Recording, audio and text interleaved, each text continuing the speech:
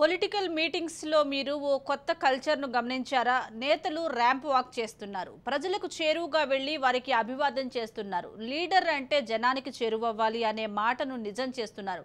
Ramp walk political సభల present Telugu రాష్ట్రాల్లోనే కాదు దేశవ్యాప్తంగా ట్రెండ్గా మారాయి. ర్యాంప్ వాక్ రాజకీయాలతో రఫాడిస్తున్నారు పొలిటికల్ లీడర్స్.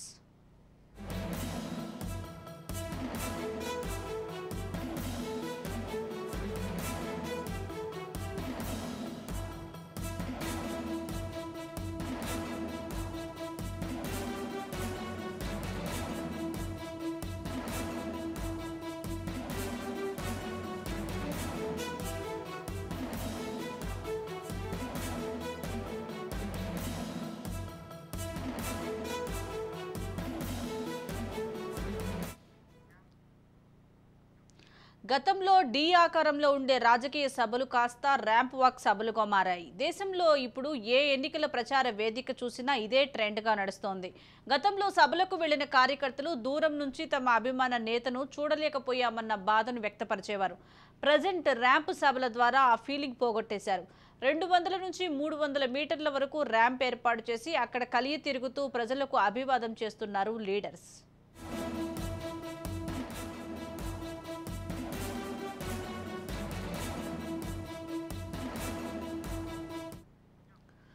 తొలుత తమిళనాడు సీఎం స్టాలిన్ ఈ తరహా సభలకు ఆద్యం పోశారు. ఆ తర్వాత సీఎం జగన్, చంద్రబాబు, పవన్ తెలుగు రాష్ట్రాల్లో ట్రెండ్ను ఫాలో అయ్యారు. ఈ ర్యాంప్ కల్చర్ను పతాక స్థాయికి తీసుకువెళ్లింది మాత్రం సీఎం జగనే. ఇప్పుడు ఆయన ఏ సభ పెట్టినా భారీ ర్యాంపు ఉండాల్సిందే. కార్యకర్తలకు బూస్ట్ తెచ్చే ఈ ట్రెండ్ను ఎవరు వద్దనుకుంటారు చెప్పండి? ప్రాంతీయ పార్టీల నేతల నుంచి నేషనల్ పార్టీల లీడర్స్ వరకు అందరూ ఇదే విధానాన్ని కొనసాగిస్తున్నారు.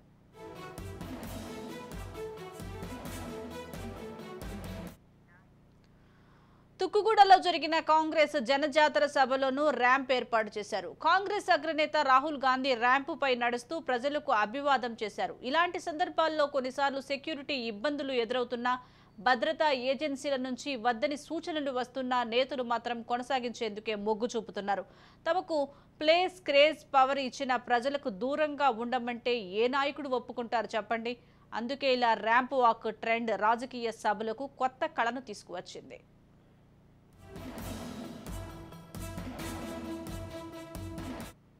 దీనికి సంబంధించి మరింత సమాచారం మా ప్రతినిధి విక్రాంత్ అందిస్తారు. విక్రాంత్,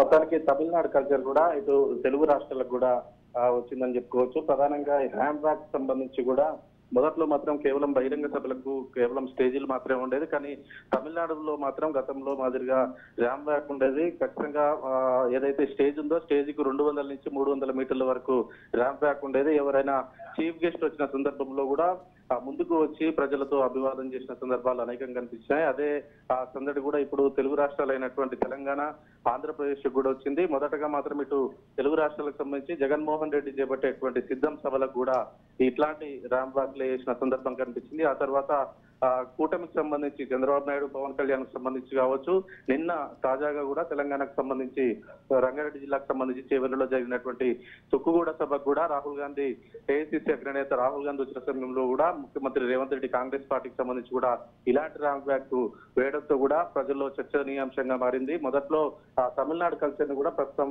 తెలుగు రాష్ట్రాలు కూడా చేస్తా ఉన్నాయి. మొత్తానికి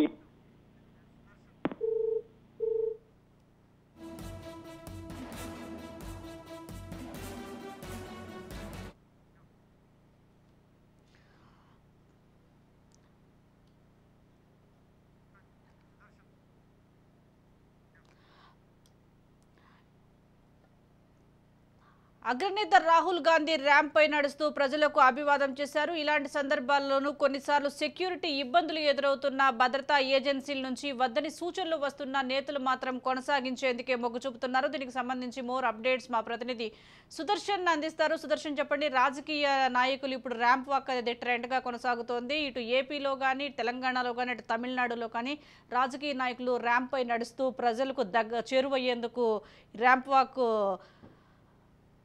దగ్గరవుతుందనుకోవాలా? అప్డేట్స్ ఏంటి?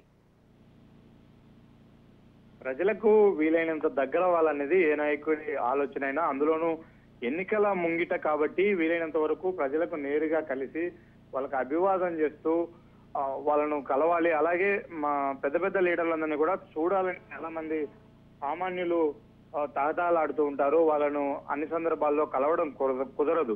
అలాంటి వాళ్ళు ఇలాంటి భారీ బహిరంగ సభలు ఏర్పాటు చేసినప్పుడు మాత్రమే ప్రజలు కొంతలో కొంత దూరం నుంచి అయినా చూడగలుగుతారు. అయితే ఇప్పుడు దాన్ని ప్రజలకు మరింత చేరువవడం కోసం రాజకీయ పార్టీలు ఫాలో అవుతున్న కొత్త ట్రెండే ర్యాంపు ట్రెండ్. ఇది ర్యాంపులు ఏర్పాటు చేస్తున్నారు. అంటే సభా ప్రాంగణము ఒక చోట ఏర్పాటు చేసిన తర్వాత దానికి సభా ప్రాంగణంలో ఉన్నటువంటి ప్రజలు అటువైపు ఇటువైపు సమానంగా ఉండే విధంగా మధ్యలో ఒక ర్యాంపు ఏర్పాటు చేయడం ద్వారా నాయకులు దానిపైన నడుస్తూ ప్రజల మధ్యలోకి వచ్చి అభివాదం చేస్తూ ఉండడం వల్ల అందరికీ కూడా ఆ నాయకుడిని నేరుగా చూసే అవకాశం ఉంటుంది. వాళ్ళందరికీ నేరుగా అభివాదం చేసే అవకాశం నాయకుడికి కలుగుతుంది. ఈ కనెక్టివిటీ కోసమే ఇప్పుడు ఈ కొత్త ట్రెండ్ ఫాలో అవుతున్నారు. భారీ బహిరంగ సభలు జరిగినప్పుడు వేదిక మీదకి నాయకుడు ఎటువైపు నుంచి వస్తున్నాడో, ఎప్పుడు వస్తున్నాడో, ఎప్పుడు వెళ్ళిపోతున్నాడో తెలీదు. కేవలం ఆడియో మాత్రమే చాలా మంది ప్రేక్షకులకు వినిపిస్తూ ఉంటది. స్టేజ్ పైన చూసే అవకాశం కూడా ప్రజలకు నాయకునికి చూసే అవకాశం ఉండదు. కానీ ఇప్పుడు ఇది రాజకీయ నాయకులు ఫాలో అవుతున్న ఈ ట్రెండ్ ద్వారా ప్రజలకు చాలా చేరువవుతున్నారు. బహిరంగ సభలకు వచ్చినటువంటి 1000 ప్రయాసాలకు వచ్చి చాలా మంది సామాన్యులు బహిరంగ సభకు వస్తారు. వాళ్ళందరూ కూడా ఒక ఆత్మ సంతృప్తితో వెళ్తూ ఉంటారు. అరే మా నాయకుడిని దగ్గరగా చూసాము, ఆయనతో అభివాదం చేశాము అన్న ఒక సంతృప్తితో వాళ్ళు తిరిగి వెళ్తారు. దీనికోసమే నాయకులు ఈ ట్రెండ్ ఫాలో అవుతూ ఉన్నారు. మొదటగా తమిళనాడులో మొదలైనటువంటి ఈ ట్రెండ్ తర్వాత జగన్మోహన్ రెడ్డి సిద్ధం సభల ద్వారా ఏపీకి ఇంట్రడ్యూస్ చేశాడు. ఇప్పుడు చంద్రబాబు నాయుడు కానీ, పవన్ కళ్యాణ్ దేశవ్యాప్తంగా కూడా అంటే రాష్ట్ర స్థాయి నాయకులే కాదు జాతీయ స్థాయి నాయకులు కూడా ఇప్పుడు ఈ ట్రెండ్ ఫాలో అవుతున్నారు.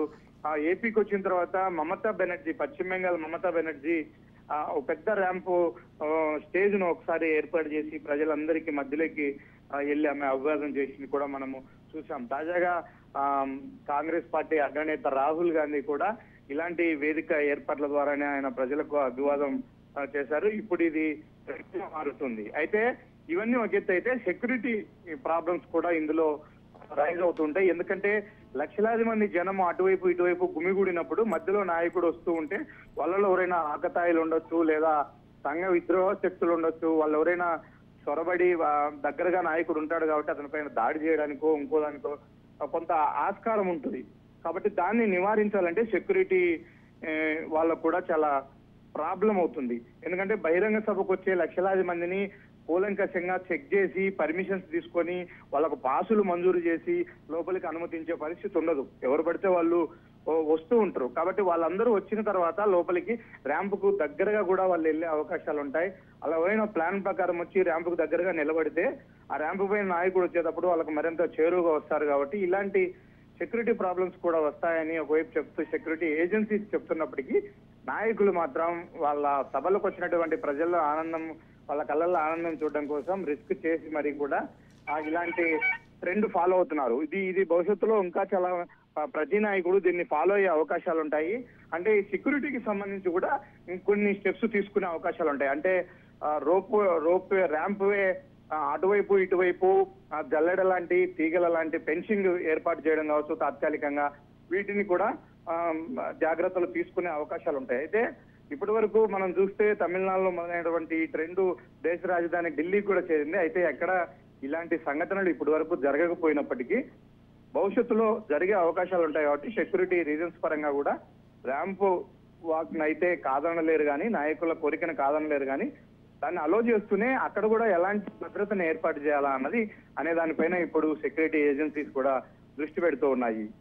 Right, thank you Sudarshan.